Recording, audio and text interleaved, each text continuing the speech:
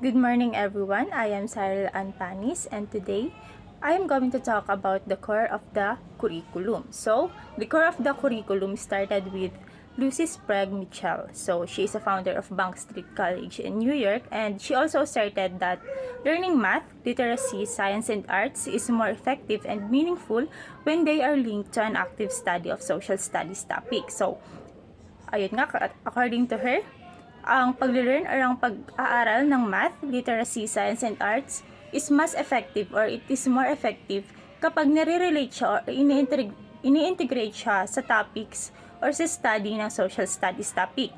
Wherein, dito kasi sa mga nabanggit na mga literacy or yung mga topics na nabanggit like math, literacy, science, and arts, learning them has an impact to our real life situation. So, kapag nag-study tayo nito, mas naging effective siya kapag ini-integrate or integrated yung topic na yun sa social studies topic. Kasi, in that way, mas naku-curious yung bata and mas naku-curious yung tao kung bakit nga ba nila pinag-aaralan ito. Ano ba yung relevance nito sa kanila?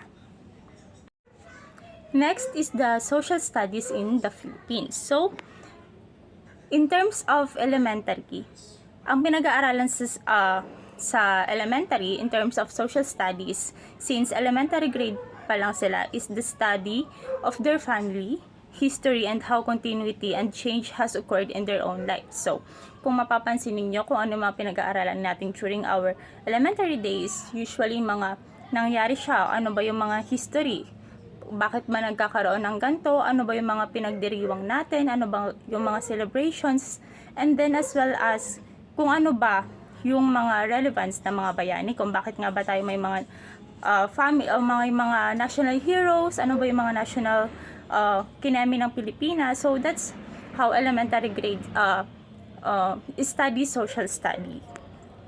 Next is high school. So kapag high school naman, they study historical and modern explorers to understand the human enterprise of discovery.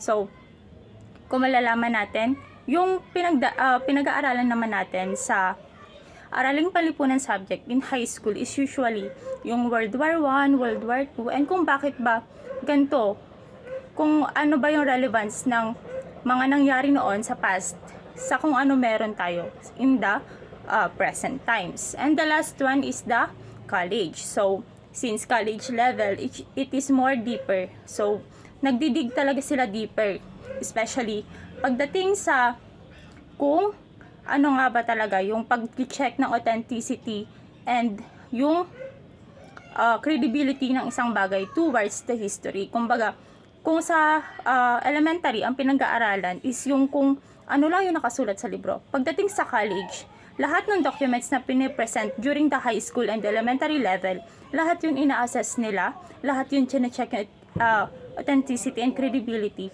para masabi natin kung ano nga ba talagang relevance or kung tama ba talaga yung nakalagay sa libro or kung tama ba yung tinuturo sa history during the high school and elementary level. So, in the college, they probe colonialism and its enduring effects on the Philippines. They learn about our struggle for democracy and our efforts towards nation building. So, basically, kapag nasa college ka na, more on what are the, diba, studying history.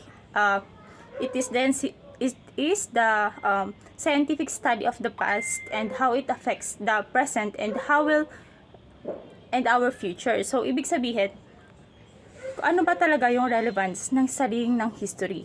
Kung bakit ba natin siya pinag-aaralan. So, yun lang. Thank you!